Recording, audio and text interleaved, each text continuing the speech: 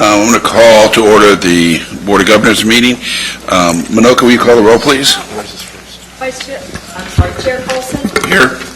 Vice Chair Hussaini. Here. Governor Beard. Here. Governor Carter. Here. Governor Chopra. Here. Governor Fossey. Here. Governor Frost. Here. Governor Huizinga. Here. Governor Poots. Here. Governor Lockback. Here. Governor Levine. Here. Governor Link. Here. Governor Morton. Here. Governor Stewart. Here. Governor Tripp. Here. Governor Webster. Here. Wow. Chair Colson, you have permanent attendance. Oh, thank you. Good morning, everyone. I hope everybody has had a remarkable time in my hometown, at my hometown university. I was born at Jackson Memorial Hospital here in 1952, which tells you how old I am. And I live, I think, in one of the most remarkable cities in the world. And so it's nice to get everyone to spend a little time here.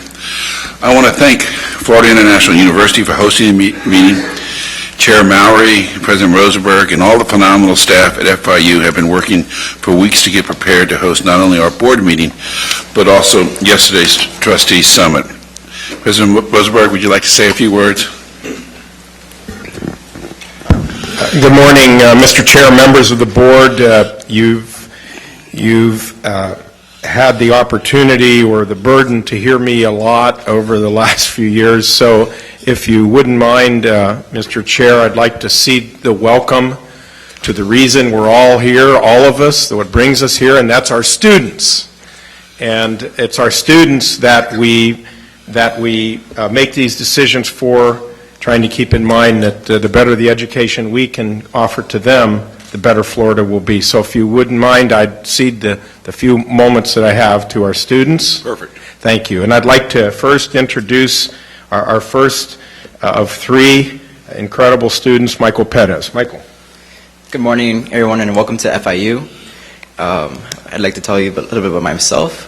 My name is Michael Perez, and although I'm technically a sophomore here at FIU, I'm also a senior in high school. For the past 2 years, I've been taking courses here at FIU. Thanks to a partnership between Miami-Dade County Public Schools and FIU, I'm attending a program called Academy for Advanced Academics. And this allows me to take college courses by the morning and to be able to take high school courses during the afternoon here on campus. So what this means is that by the time that I graduate, I'll be able to have more than 60 credits under my arm.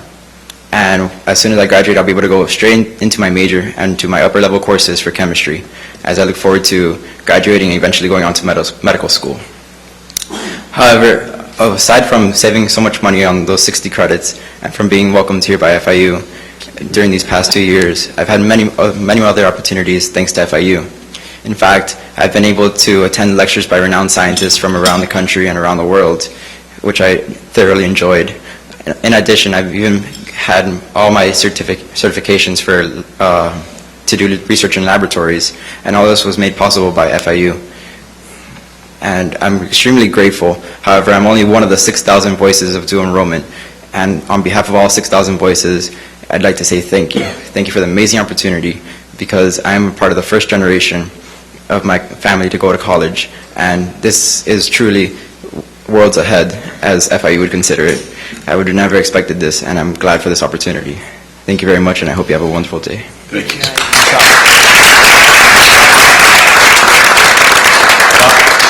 Our second student to offer an FIU welcome is Meji Pierre-Louis. Good morning. My name is Meji Pierre-Louis, and I am a freshman here at FIU. I'm an excited freshman here. I'm so glad that I chose the school, even more pumped up that I'm actually a student now. I was born and raised in Palm Beach, and I moved to Port St. Lucie at age of 12. That year was very pivotal. Not only did I moved to Port St. Lucie and my educational experience revolutionized, but that was the year that my father told me and inspired me to do what I wanted to do with my life. He told me his struggle growing up in Haiti. He was never given the opportunity to have an education. So that inspired me to open an organization to change that for students in the future. So in high school, I worked really hard to get involved in education opportunity organizations. I held several leaderships across the state that dealt with organizations that were doing this with students in high school and in college. I collaborated with a few of my peers and opened a few organizations, created a few programs. It was a lot of fun. Michael and I share a very similar story. I was able to participate in a program where I was able to do college classes at the community college. I graduated with a year early from high school with an AA degree, and I was also given the opportunity to have this amazing scholarship called the Gates Millennium Scholarship. And this wonderful blessing opened the door to go to any institution across the country. And I had to choose a school that I felt was best. Not what everyone else was telling me, but what I knew. And so I strategically chose FIU because I knew here that they were going to give me the opportunities and the resources and the space to spread my wings in the way that I needed to in order to achieve such a great feat of opening a global organization in the future. So, and being here in these past 12 weeks has just reaffirmed all my judgment and my decision to come here. So I thank you, FIU and President Rosenberg and everyone else that has really been helping me, and I know that will help me in the future because this is exactly where I needed to be. Thank you.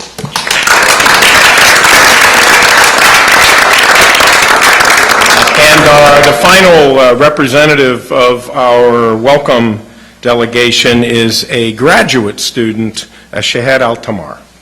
Thank you, Mr. President. Good morning to the Board of Governors, the Board of Trustees, and fellow colleagues. It is an honor to have you on our campus today, and on behalf of the student body, I would like to welcome you to FIU. Very briefly, allow me to introduce myself. My name is Shahed Al-Tamar, and I am currently in the PhD program in the Department of Public Administration. I graduated from the American University of Kuwait, pursuing a degree in both finance and accounting, summa cum laude. As Meji I had a scholarship to pursue my education in literally any university in the world. And choosing FIU was a decision that I did not come to make easily. But before going to that part, I would like to take you a bit back and speak a little bit about my accomplishments during my undergraduate degree. So I was able to start a youth movement, and it was a countrywide movement under the patronage of the Prime Minister of the country. And it was the first movement dedicated strictly to youth. From that, I was able to gain exposure, and I was selected to solely represent Kuwait at leadership academies at Georgetown University, Qatar, United Arab Emirates, and Jordan. And upon commencement from my undergraduate degree, I was offered a position at an investment firm in New York City. And during that time, I began to consider pursuing my higher education abroad. So while I was able to make the decision of pursuing my education at FIU, I also had to obviously get my master's, where I did so at the University of Pennsylvania. After my education at the University of Pennsylvania, it was very important to me to focus on an institution that allows me to pursue my education not so much as what type of degree to get, but also where to get this degree from. So when coming to make the decision of FIU, three things were of great importance to me: the quality of the programs offered, the caliber of the faculty members and their educational backgrounds, and the ability of the academic degree to link both academia to the real world and applicable settings. Having a degree from FIU, I see as a smart beginning.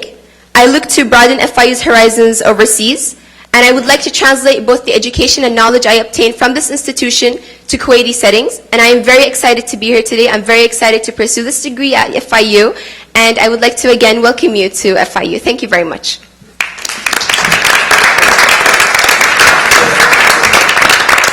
Mr. Chair and members of the board, when Shahed returns to Kuwait, she will be the first female in her country with a PhD in public administration. Wow. Quite an accomplishment.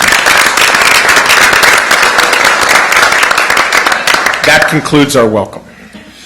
Mr. Chairman. What a welcome. I was going to take the privilege of saying something about my hometown university and compliment President Rosenberg and Chair Mowry, who you all haven't had a chance to spend a lot of time with, but is one of our very special chairs in the system. And I was going to tell everybody about what we need to learn the unique mission of each one of our universities and how they're similar in a lot of ways, but they're different in a lot of ways. And our university here is very special to not only the system, but to our community. And there's nothing I could say that could top what we just saw. We're dealing with a different type of student body here that is, frankly, extraordinarily special, but in different ways than other student bodies.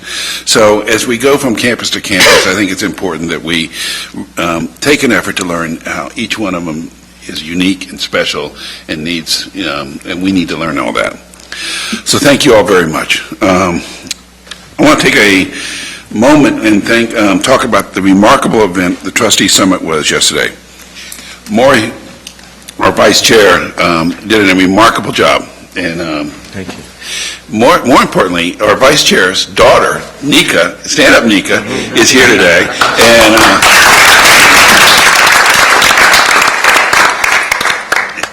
Nika has Maury wrapped around her finger, and he will do about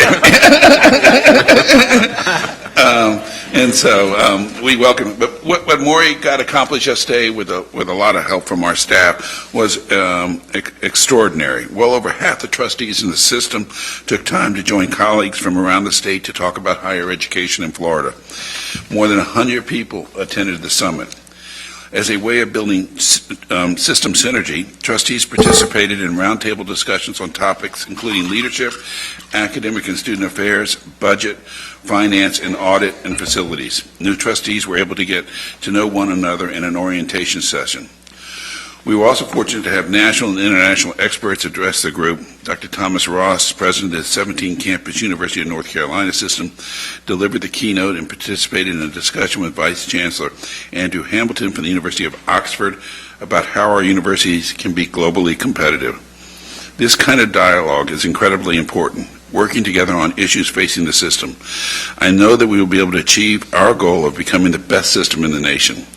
Thanks to everyone who participated in the summit, as well as everyone who worked so hard to make the summit a success. A special thanks goes to Maury, who worked tirelessly to build the relationships with the trustees and to provide opportunities for the trustees to learn about best practices. Now, since our last meeting, our board members have been busy talking about our system both across the state and across the country. Last week, Dick Beard, Tom Kuntz, and I attended the Florida Council 100, and we spoke about higher education and the issues facing us. Interim Chancellor Ignash also provided information about the work of our Commission on Access and Attainment, which we're going to talk about a little bit later. The Council continues to be supportive of our system and our institutions. 2 weeks ago, I got to attend the American Council of Trustees and Alumni meeting. You'll recall in June, we had the report from ACTA about how our system is doing, and it was a very positive report from ACTA. We have a lot to be proud of here. I would be remiss if I did not recognize this morning our Chancellor-designate Marshall Kreiser III. Marshall, the board was so lucky that you were interested in pursuing this position. You had stiff competition for the job, but you rose to the top as the person best suited to advance this board's priorities and advocate for our system's goals. I look forward to working with you as a member of this board, and I am only sorry that I will not be chair when you take over the reins. Please stand up one more time and let everybody welcome you.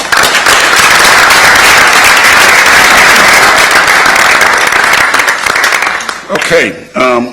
May I have a motion to approve the minutes from the Board of Governors retreat held on September 10th and 11th, 2013? So moved. Second, we got a second. Any comments? All in favor, say aye. Aye. Opposed? May I have a motion to approve the minutes from the Board of Governors meeting held on September 12th, 2013? So moved.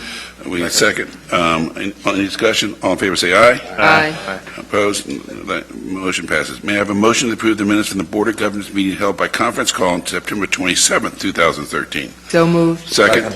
Any discussion? All in favor, say aye. Aye. Any opposed? Motion passes. All right. Interim Chancellor Jan Ignash, your report, please. Thank you, Chair Colson. During these, it's only been a few months since Chancellor Brogan left, but it feels easily that long. All plates have continued to spin. No discernible slowdown during the transition that I can tell. We continue to work on performance-based funding, the Access and Attainment Commission work, the accountability report is in full swing, that'll come in January, Health STEM Facilities Workshop, so all systems go.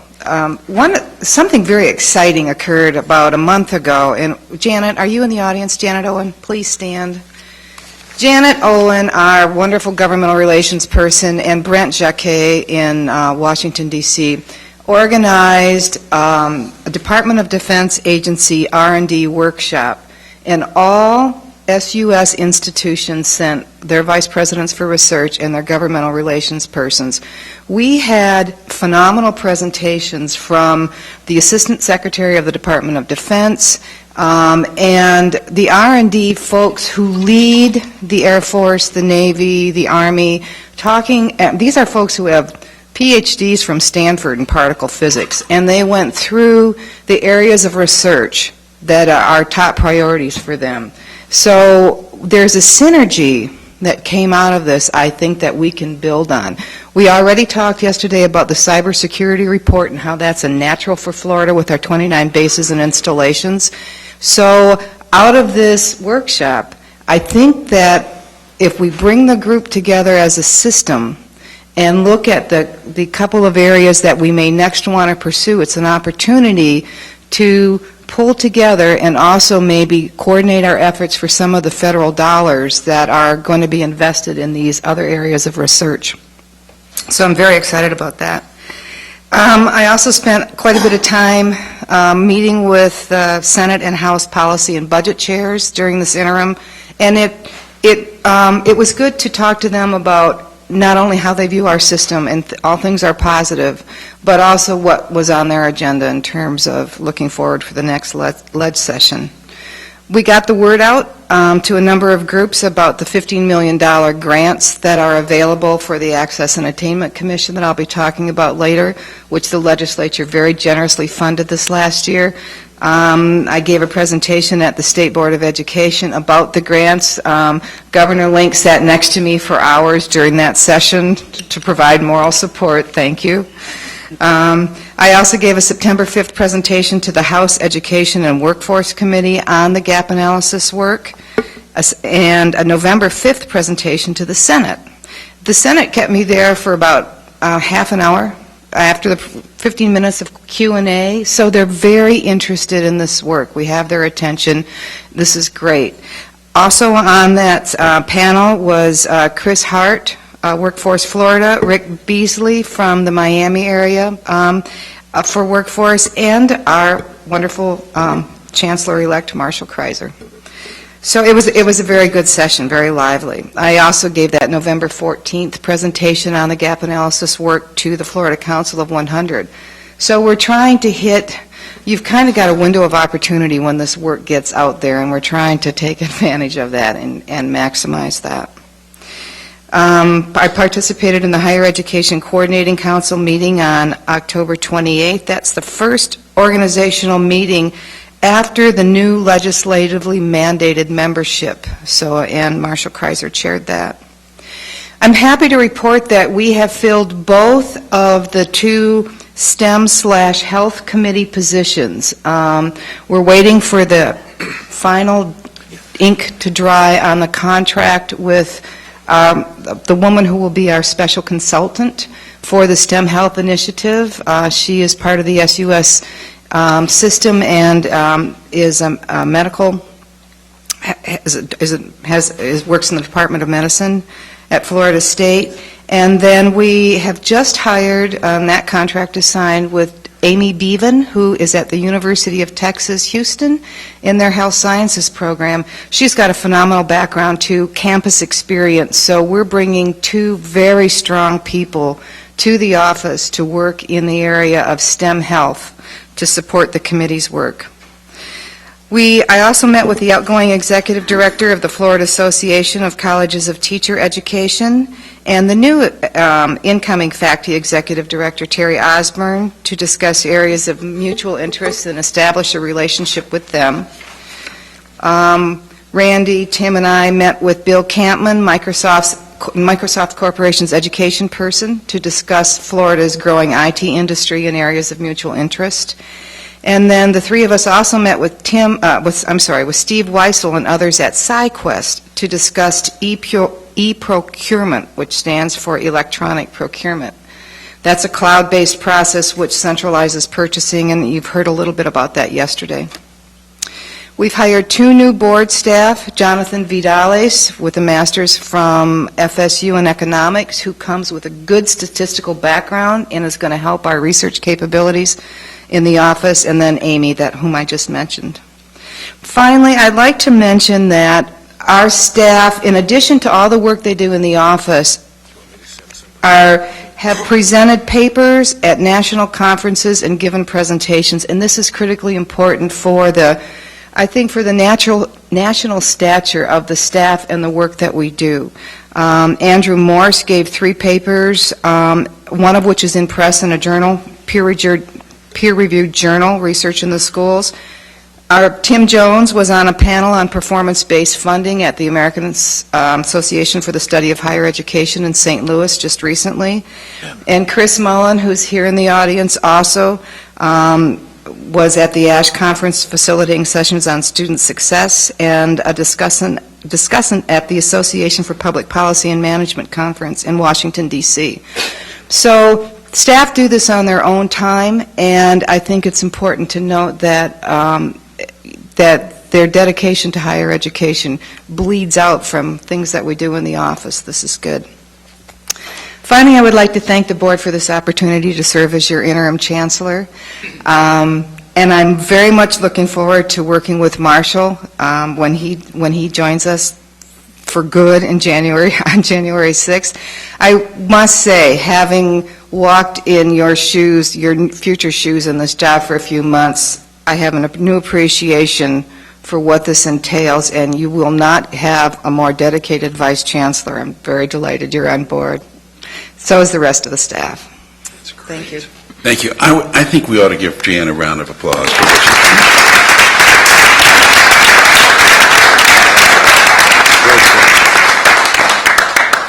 done. Transition has been seamless because of the hard work and leadership of Jan and the whole staff. Everybody has worked hard to make this to go without a hitch, and I'm very proud of being a part of all this because they're very talented people. The next item on the agenda, this is a fun part, is the presentation of the Frost Scholarship Program at the University of Oxford by Vice Chancellor Andrew Hamilton. Before I turn it over to Professor Hamilton, I want to thank Governor Patricia Frost and her husband Philip for making this wonderful opportunity available to our students. Governor Frost and Philip have endowed 10 scholarships for our students to pursue master's degrees in STEM at the University of Oxford.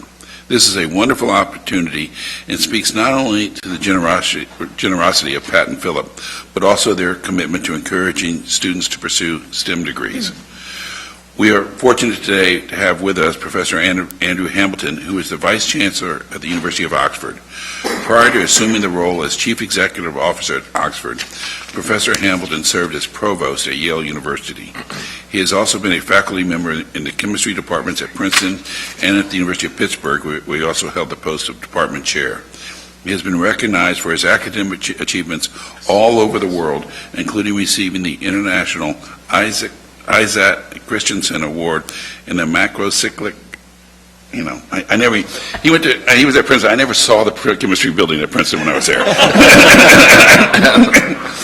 He holds the degrees from the University of Exeter, the University of British Columbia, and Cambridge University, and did his postdoctoral work at the University of Louis Pasteur in Strasbourg. Welcome, Professor Hamilton. Thank you so much for being here.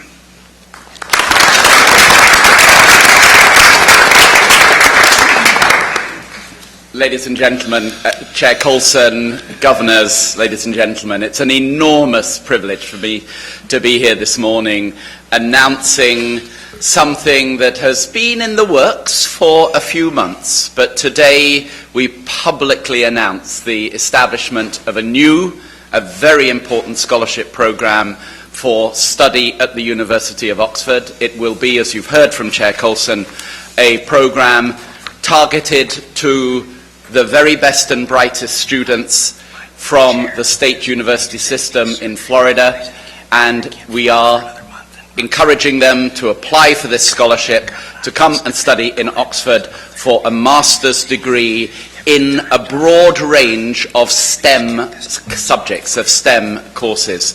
Many of you will be aware of other very distinguished scholarships that exist for students in the United States to study at Oxford. Let me make a connection to the most famous of all of them, the Rhodes Scholarships. And we see the Frost Scholarship Programme becoming, in time, comparable to the Rhodes Scholarships, but focused here on the great state of Florida. And if I may just show a couple of slides and to introduce the scholarship program. And the first question is Oxford and the United States. We are extremely proud in Oxford of our links to the United States of America. As I was introduced yesterday at the trustees meeting, President Rosenberg reminded everyone that the University of Oxford, we are a nearly 900 years old university, that in fact, how did you put it, President Rosenberg, when the first Englishman stepped on the soil of the United States, Oxford was already 400, 500 years old. And let me say that many of those Englishmen were Oxford graduates. And one of the most influential books was published in 1588. Its title was A Brief and True History of the Newfound Land of Virginia. Published in 1588 by a man called Thomas Harriot. He was an Oxford graduate, and it was that book, among many, that led to the great surge of settlement in Virginia and elsewhere. And one of those early settlers was Sir Walter Raleigh. Sir Walter Raleigh, after whom Raleigh, North Carolina, President Ross, who we had yesterday, knows Raleigh, North Carolina well. Walter Raleigh was a graduate of Oxford University. And then as the country developed, William Penn, founder of the great state of Pennsylvania, was an Oxford graduate. James Oglethorpe, founder of the great state of Georgia, was an Oxford graduate. And in more modern times, we can look at President Clinton, of course, Bill Bradley, Senator Bill Bradley, two members of the current US Supreme Court, Justices Kagan and Breyer, are graduates of Oxford University. And we are an old university, but we are a university with our eyes very firmly focused on the future. And as I look at the future of American politics, there are a couple of names jingling out there. One of them, just so you don't think that Oxford only educates Democrats, the governor of the neighboring state of Louisiana, Bobby Jindal, is a graduate of Oxford University, as is the newly elected senator to New Jersey, Cory Booker, and who knows, in the 2020 election, those two may be tussling with each other. Oxford, as you can see, we have a very significant number of American students studying in the university, more than 1,000 at any given time. And it's a link of which we are very proud. Now, why Oxford? Why should your students come to Oxford? Because we are a university founded on the great philosophies of scholarship, of teaching and research that we also see in such abundance here in Florida. We are a world-leading research university, but with a strong commitment to teaching. We have cutting-edge facilities, one of the oldest university libraries in the world, in the Bodleian Library, a glorious museum, the Ashmolean Museum. We have a collegiate system. I'll come back to this later, but we have all students are part of a college. We have also a wide-ranging and very dynamic student life. Oxford is very well known, as you've heard, as the oldest university in the English-speaking world. As a Vice-Chancellor, one of my challenges in Oxford is I'd love to be able to identify a date in which we received our founding, our charter, our seal. There isn't one. Those dates are wonderful for fundraising birthdays, but there isn't one. Oxford is so old that we don't actually know when it began. It emerged from the mists in the county of Oxfordshire. It's renowned and has been renowned for centuries for its great strengths in the humanities, and Oxford has been the educator of so many writers and contributors to the world of literature. I'll just mention Oscar Wilde as an example of an Oxford graduate. But we also are very proud of our track record in educating leaders, particularly leaders in the United Kingdom. 26 prime ministers, including the current prime minister, including the current leader of the opposition. And Oxford has a strong role in the political life of the United Kingdom.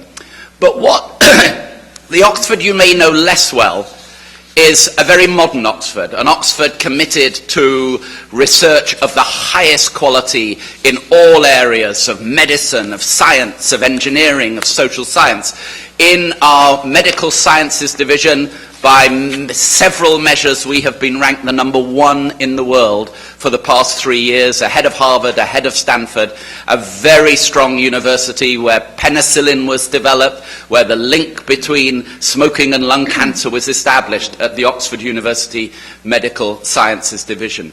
We are also an educator of world leaders, not just British prime ministers. I mentioned Bill Clinton, the current Prime Minister of India, the current Prime Minister of Australia, Indira Gandhi, Benazir Bhutto from Pakistan, all graduates of Oxford University, a dynamic research-intensive university.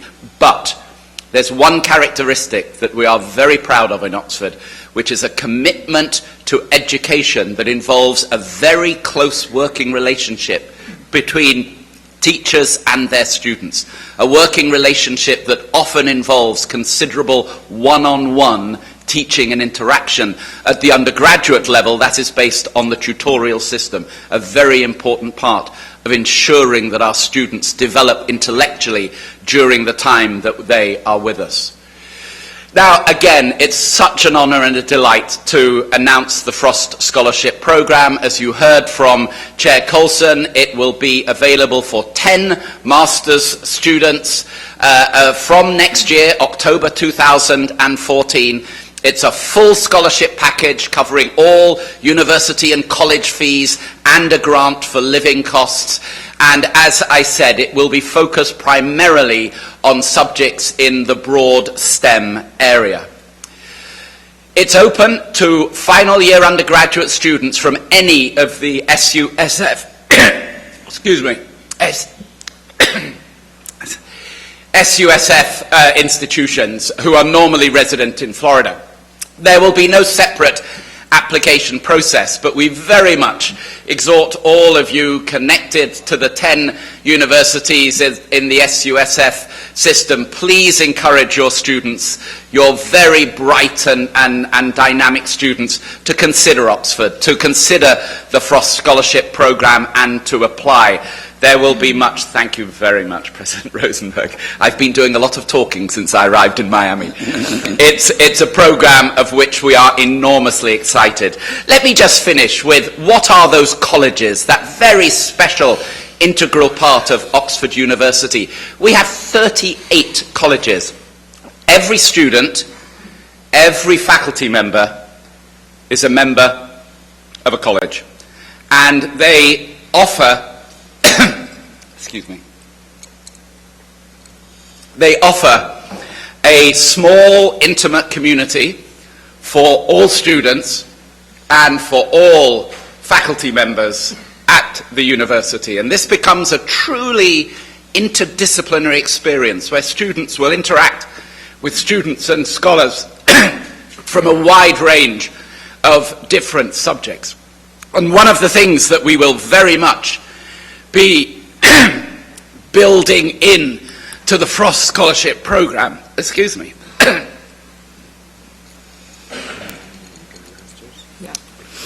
think I'm not used to the sunshine, and it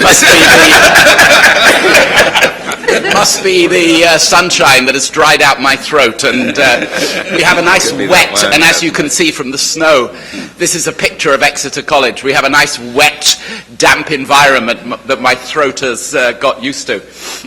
But one of the components, and it's a very important component for the scholarship program, will be an orientation week for all students, and they will be connected with one of our oldest colleges, Exeter College, and it will be an opportunity for them not only to meet each other, to meet other scholars, but also to get to know life in Oxford, to get to know the collegiate structure of Oxford. Now, what can an Oxford degree lead to? Here are 4. I've mentioned some of them, 4 distinguished Oxford alumni. There are so many others in the world of business, of law, of academia, of finance. And it's a degree that is widely recognized, I think you all know, widely recognized across the world by employers for a training in those most fundamental aspects of intellectual strength and skill, a training in analytical, in creative thinking. And it's one that we encourage all of you to encourage your students. The details of the website are there. Let me tell you, since I arrived at FIU just now 36 hours ago, I've had an opportunity to meet a number of the faculty leadership here, a number of the faculty members here, and it's been an absolute delight for me to sit in this room and hear 3 scintillating students stand up here without notes, not cough and splutter into the microphone as this Vice-Chancellor has done, and to present their liveliness, their vibrancy, that intellectual vibrancy that one sees in the young. And let me tell you, Michael and Meiji, I want you to very seriously consider Oxford when you get into those senior years of your undergraduate study. And Shahed, you're a bit far along to be applying for a Frost Scholarship program, but I think that you will become one of those scholars that Oxford will be proud to collaborate with. We have a new School of Government in Oxford, and it's something that I know I can imagine in the future you coming often to visit as a thinker, as a scholar, as a contributor to the world of knowledge. And so I hope very much that other students and scholars from the 10 SUSF universities will consider that very special step in their intellectual development of becoming a Frost Scholar and coming to study in Oxford. Thank you very much.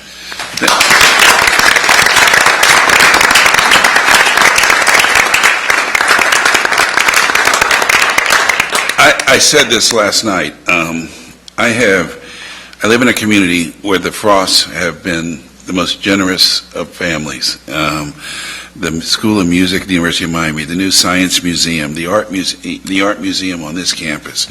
Now this wonderful gift of 10 scholarships to Oxford. That's not counting what they do elsewhere, at the Smithsonian, and it's just, they are treasures for our community, our state, and our country. And Patricia, thank you very, very much.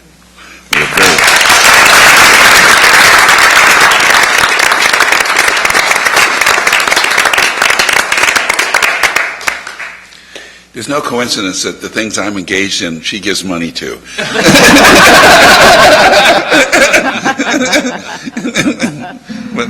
All right, the next item on the agenda, this is a great one, is the election of a new chair of the Board of Governors. My term ends December 31st, and although it's been a true honor, and I'll talk about that at the end of the meeting, it's time for a new chair. And so at this time, I would like to open to the board any nomination for the next chair of the Board of the Governors. Governor Tripp. Mr. Chair, it's with great pleasure that I have an opportunity to make a nomination of the man who I nominated to be vice chair 2 years ago. Let me tell you, we all know Maury, but do we know the details about Maury? He's the chairman and CEO of ICI Homes. I'll say again, he's chairman and CEO of ICI Homes, one of Florida's largest residential home builder and developers. He was born in Iran. Maury was primarily educated in London, where he received a degree in aeronautical engineering from Chelsea College of Aeronautical Engineering. He then attended Embry-Riddle Aeronautical University, where he received both a Bachelor of Science degree in Aeronautical Studies and his MBA. He founded ICI Homes in 1980, and it has been consistently ranked by Builders Magazine among the nation's top 100 home builders. He's actively involved in the community, in addition to what he does here at the Board of Governors. He's on the Board of Directors of International Speedway Corporation, the Board of Trustees of Embry-Riddle Aeronautical University, and he's chairman-elect. He's chairman of the board of All-Star Building Materials and chairman of the board of Southern Title family of companies. He's been recognized for his countless professional, industry, civic, and personal contributions to the community and the nation. Many honors have been bestowed upon Maury, including the 2011 Builder Magazine's Hearthstone Humanitarian Award, the 2010 5 proclamations, Maury and Foro Husani Day by Volusia County Council, Volusia County School Board, the City of Daytona Beach, the City of Ormond Beach, and the City of Port Orange, Florida. 209 Spirit of Hope Award by the Habitat for Humanity. 206 Ellis Island Medal of Honor entered into the United States Congressional Record. Since joining the Board of Governors almost 4 years ago, Maury has been instrumental in helping to move our university system forward. He has transformed the trustee recruitment and appointment process. He has led to development of a new trustee orientation program and other trustee development efforts such as the Trustee Summit, which we had yesterday. He's tackled complex issues on behalf of the board, having served as chair of the Legislative Affairs Committee, chair of the Select Committee on the Polytech, chair of the Select Committee on the FSU Film School, and chair of the Chancellor Search Committee, among his other duties as vice chair of the board. It's with great honor and privilege that I nominate Maury Husani to be chair of the Board of Governors. Thank you, Governor Tripp. Are there any other nominations? If not, I will take your nomination as a motion to elect. May I have a second to that motion? Second. I want a second. I'm sure everybody wants a second. Are you sure about that? Go ahead. You want to second it? We have a motion and we have lots of seconds. Any discussion that's needed for the?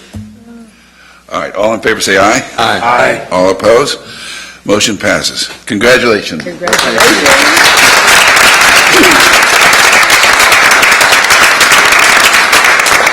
Say, you got 30 seconds.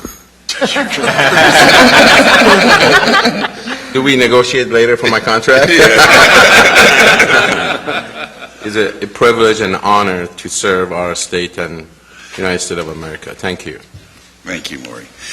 I would now like to open the nomination for the next vice chair of the board. Governor Chair. Baird. I'd like to nominate the person sitting next to me, Tom Coots.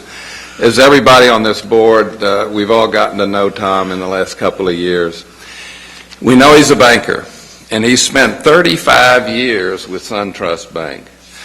Starting as an associate, he was president of the Florida Bank, so he got to know most of the people in Florida and most of our communities.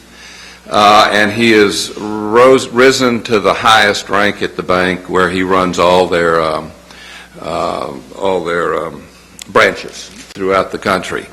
Tom has proven to us he's a numbers man.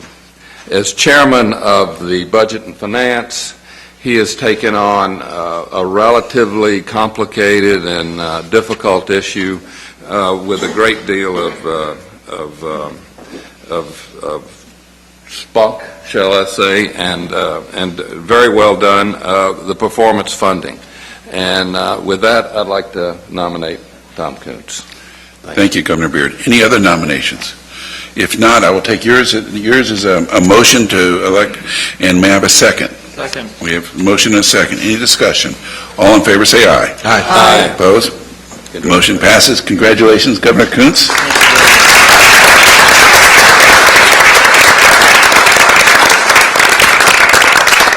You will find that the vice chairmanship is where the chair dumps all the stuff they don't want to do. I have seen that expertly done over the past 2 years, and I'm looking forward to it, Mr. Chairman. And I'm honored for the opportunity to continue to serve with this group and really help for the purpose that we're all here, which is to make our system the best in the country so we can deliver to our students great opportunities. And thank you. Great. Thank you, sir. The next item on our agenda is the reappointment of the president of the Florida International University and the confirmation by this board. Under Florida law, our board must confirm the reappointment of university president by university boards of trustees. On September 10, 2013, the boards of trustees of Florida International University reappointed Dr. Mark Rosenberg to serve as president of FIU. The reappointment extends Dr. Rosenberg's contract for 5 years through August 3, 2019. Albert Mowry, chair of the FIU Board of Trustees, submitted a request that our board confirm Dr. Rosenberg's reappointment. That request, along with highlights of President Rosenberg's accomplishments during his tenure as president at FIU and a summary of key contract amendments, are included in your materials. Chair Mowry is here to present President Rosenberg for reappointment by the Board of Governors. Chair Mowry. Good morning, all. Welcome again to FIU, and I want to thank you, Dean, for giving us the opportunity to host you all. Now, Chair Hussaini, thank you again for that trustee summit. I got numerous calls of how well it was. I attended it, and I congratulate you and your team, your entire team and staff who worked on it. Vice Chair Kuntz, congratulations on your nomination. I want to just echo something that Dean said of how unique this community is and how FIU serves its community, because I'm a product of it. Although I was born in Kansas, a Cuban born in Kansas, I know there's not too many over there. I happen to be born there. I got here when I was 1.5 years, but came to FIU when I finished at Miami-Dade, another local institution which I hold dear to my heart. But I was already married and had kids, and I was working full-time. And the classes, the times, the campuses that FIU has and has available for its students allowed me the opportunity to not only graduate once, but graduate twice, the second time having had 4 kids. So all the institutions are different, as Dean said, and FIU holds a unique part of this community, where traditionally it's been a commuter school. It's changing to some degree, but we got to remember that this community has a huge immigrant population, and to serve its needs, FIU's done a special job at it, and I am appreciative of it to the point that I'm honored to serve on its board.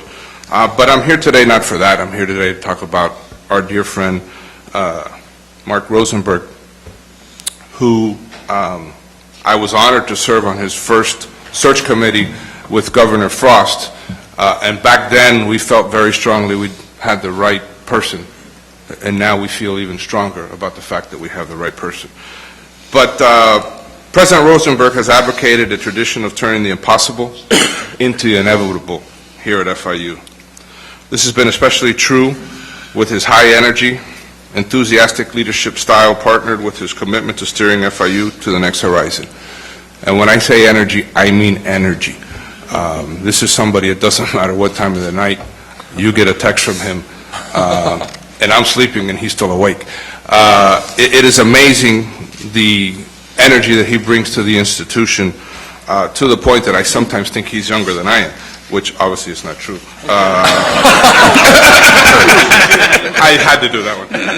During his first term, President Rosenberg fostered an incredible team to carry out his vision. His initiative to transform FIU into a leading student-centered urban public research university has been both locally and globally engaged with unprecedented expansion in our community. The accolades in this area include the establishment of the Life Sciences South Florida Industry Cluster, targeted to strengthen Florida's position to attract high-tech enterprises, the creation of Access, achieving community collaboration in education and student success, an achievement-oriented partnership forged with Miami-Dade Public Schools to improve student learning. Under his administration, FIU has grown to become the 7th largest university in the United States and has achieved a number of milestones along the way, including but not limited to the skilled growth enrollment of nearly 12,000 academically qualified students, the expansion of FIU's workforce by more than 2,000 faculty and staff members, the reaffirmation of accreditation by the Southern Association of Colleges and Schools. Today, FIU is a leader in STEM education. We are the #1 in awarding STEM bachelor's degrees to minorities who encompass more than 60% of our student population. FIU is one of the 20 institutions awarding STEM research doctorates to minorities. Additionally, FIU is #1 in awarding Bachelor in Science and Engineering degrees to Hispanics in the United States.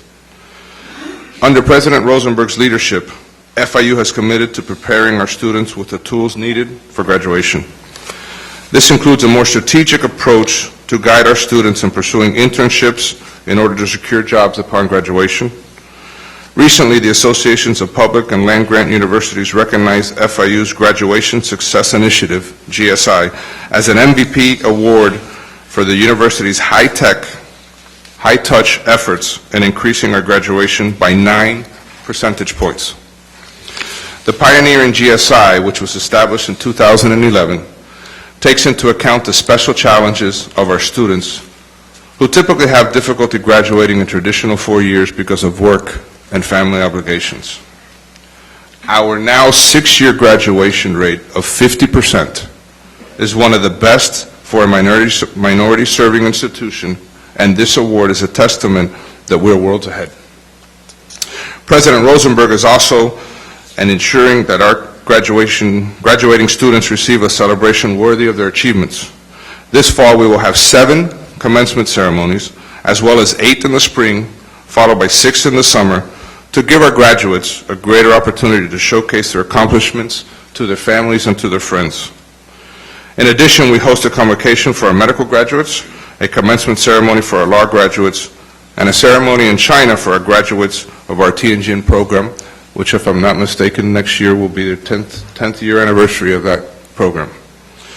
The FIU Board of Trustees has thoroughly prepared and approved a new employment agreement for President Rosenberg at our September 10th meeting. It is for a period of 5 years, beginning August 4th, 2014, and ending August 3rd, 2019. Since taking on the leadership at FIU, President Rosenberg has in fact turned the impossible into the inevitable, and he is leading FIU into the next horizon. FIU is truly worlds ahead. We respectfully request that the Board of Governors reconfirm his reappointment. Thank you. Thank you, Mr. Chair. May I have a motion to confirm the reappointment of Dr. Mark Rosenberg as the President of Florida International University? So moved. We have a motion, we have a second. Any discussion? I have a small problem, Mr. Chairman. Okay. Small problem is, judging by the students that he had here this morning, it's evident that he's attracting an awful lot of underachievers. That was me when I was here. He's not doing it. Thank you. Any further discussion? All in favor, say aye. Aye. Opposed? Congratulations, Mr. President.